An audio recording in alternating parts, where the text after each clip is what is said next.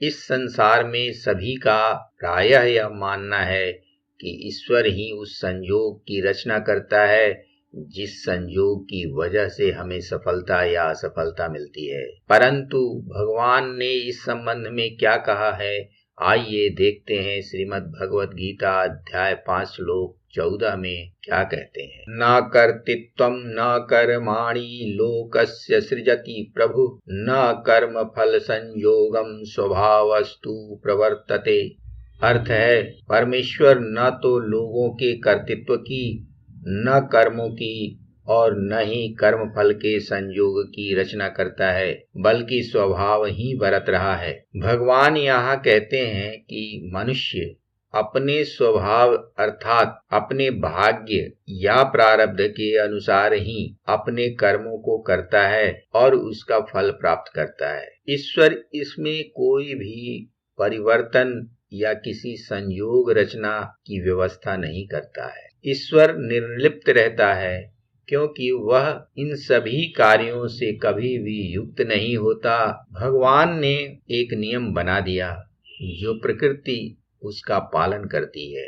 जो इस संसार में कर्म करेगा वही उसके फल का भोक्ता बनेगा। यदि कर्म अच्छा है तो उसका फल सुफल होगा और यदि कर्म बुरा है तो उसका फल कुफल होगा। इन परिस्थितियों में ईश्वर ने कोई भी ऐसी बात नहीं बताई है कि मैं किसी मनुष्य को बहुत अधिक प्रेम करता हूँ, किसी प्राणी को बहुत अधिक चाहता हूँ और किसी से द्वेष करता हूँ, क्योंकि ईश्वर निराकार, सबका सुहृद और सबका कल्याण चाहने वाला है। वह किसी के प्रति क्यों आग्रह या दुराग्रह का भाव रखेगा।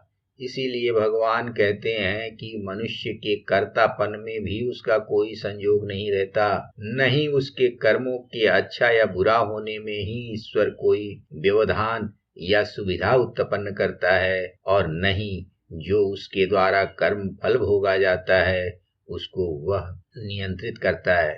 मनुष्य जैसा कर्म करता है उसको वैसा ही फल मिलता है।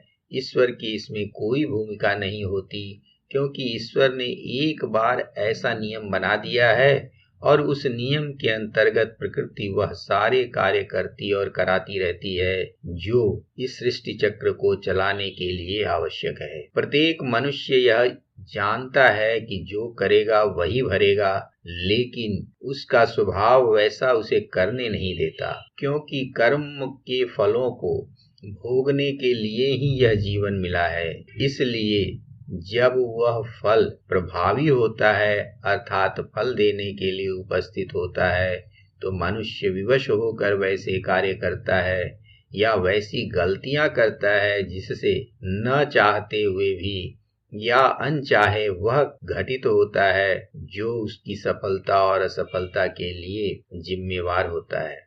वास्तव में परमेश्वर ईश्वर मनुष्य के किसी भी कार्य के लिए उत्तरदायी नहीं। मनुष्य स्वयं ही अपने कर्मों का कर्ता बनता है तो उसका भोक्ता भी उसे बनना ही पड़ता है। जो भी कर्म मनुष्य के द्वारा किए जाते हैं उसके फल से वह अपने को तब तक वंचित नहीं कर सकता जब तक उन कर्म फलों को वह ईश्वर को समर्पित न कर दे या उन कर्म फलों का त्याग न कर दे। लेकिन बिना उनका त्याग किए हुए कोई भी मनुष्य यदि यह सोचता है कि ईश्वर की इसमें कोई भूमिका है या ईश्वर ने उसे यह सफलता दी है, असफलता दी है, या ईश्वर ने उसे यह सुविधा प्रदान की है, ईश्वर ने बताया है कि ऐसी कोई बात नहीं है। क्योंकि मनुष्य का जो स्वभाव है अर्थात उसका जो प्रारब्ध है और जो उसकी गतिविधि है उसी के अनुसार उसको सफलता असफलता इस संसार में मिलती है।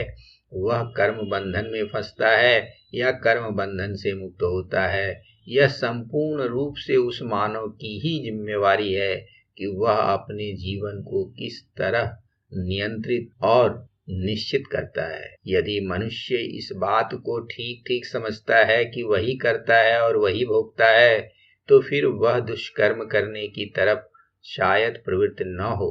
इसीलिए भगवान ने यह बात बताई है। यह इस संसार के लिए भी संपूर्ण रूप से उचित है।